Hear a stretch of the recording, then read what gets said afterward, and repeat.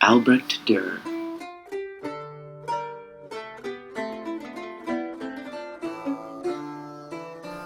Born in Nuremberg, Germany on May 21st, 1471, he was the third child and second son of his father, Albrecht Dürer the Elder. Dürer started out his art career working on highly detailed woodcuts, etchings, and engravings. At the age of 15, he became an apprentice to Michael Vogelmann, a producer of small works in the late Gothic style. After his marriage to Agnes Frey on July 9, 1494, Dürer left Nuremberg and traveled throughout Italy. There, he created most of his significant pieces. Oh look, an Italian man. Hello there, Italian. Sei Colombo che dipinge, sì? Would you like to see one of my paintings? Sì. Here's a painting of the ancient Greek goddess Nike. Yeah, Nike. Dürer returned to Nuremberg in 1495 and lived and worked there for the next 10 years. In his first few years back, he produced works in the local style, but was still influenced by the Renaissance and other artists. One of these artists was Jacopo de Barbari, who revealed new developments in perspective, anatomy, and proportion, which stimulated Dürer to conduct his own studies and experiments. Dürer would then return to Venice in 1507, where his engravings began receiving popularity and being copied. From 1507 to 1514, he would focus on paintings and engravings, and in this time would create many of his best works. In 1520, after the death of his patron Maximilian I and a disease outbreak in Germany, Dürer and his wife traveled to the Netherlands, but will return home after a year due to Dürer contracting a chronic illness, and in 1528 he died.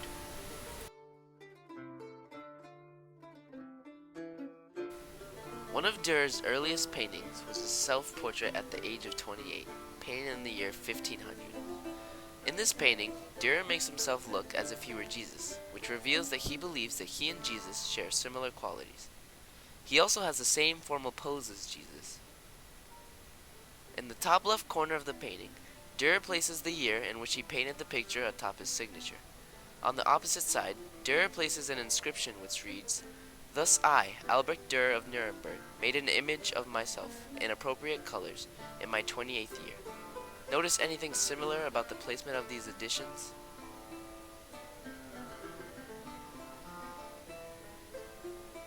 Yes, that is correct.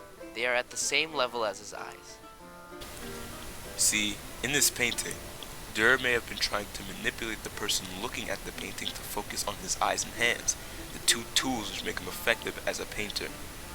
Also, the lack of color in the background contrasts the color of his face and hand and makes him stand out in the painting, adding to his belief of his godlike abilities. His facial expression and hand placement make him look serious and humble, rather than immature and arrogant. Another one of his most famous works was his engraving of Adam and Eve. One of his first experiments with human proportion, Adam and Eve showed Dürer's exceptional understanding of landscaping and human surfaces. Fine tools and craftsmanship allowed the detail to be fleshed out to this extent. There are also several pieces of symbolism throughout this painting. For example, the snake wrapped around the tree giving the forbidden fruit to Eve signifies the evil temptations experienced by herself and Adam during the tale of Genesis. Also, the rabbit next to Eve's foot represents fertility, lust, and libido. This engraving also shows the ideal proportions that are associated with a male and female. Represented by the inverse triangles, the male body's attractiveness comes from wide shoulders and a rather slender abdomen, which enhances his masculinity. On the other hand, the female has wide hips and narrow shoulders, ideal for maternity. Another one of Dürer's works is Melancholia 1. In the bottom right of the engraving, a winged figure, likely an angel, sits with her head propped on her left hand, a sign of depression, or, as the image is titled, melancholy. In the center of the engraving, Dürer places a peculiarly shaped polyhedron which looks like a 3D version of Superman's logo.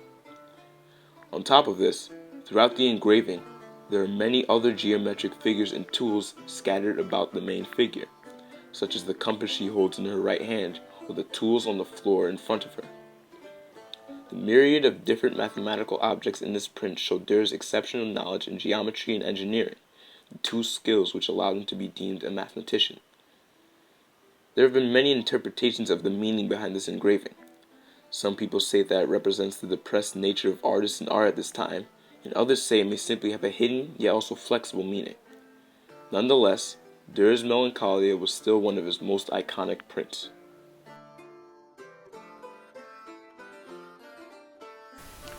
Dürer was efficient in painting, printmaking, engraving, and mathematics. He was also a theoretician and a prolific writer. His books on proportion helped other artists understand what the Renaissance had established. Albrecht Dürer was the first northern artist to have studied with and been directly influenced by his contemporaries in Italy. Nuremberg was a vibrant center of humanism and one of the first locations to officially embrace the principles of the Reformation. Dürer was in contact with some of Europe's best scholars, including Erasmus, Philip Melanchthon, and Willibald Pirkheimer, each painted by Dürer in astute portraits. He was also the official court artist to the Holy Roman Emperors Maximilian I, his patron, and Charles V. His connections to royalty show his skill and influence during the Renaissance.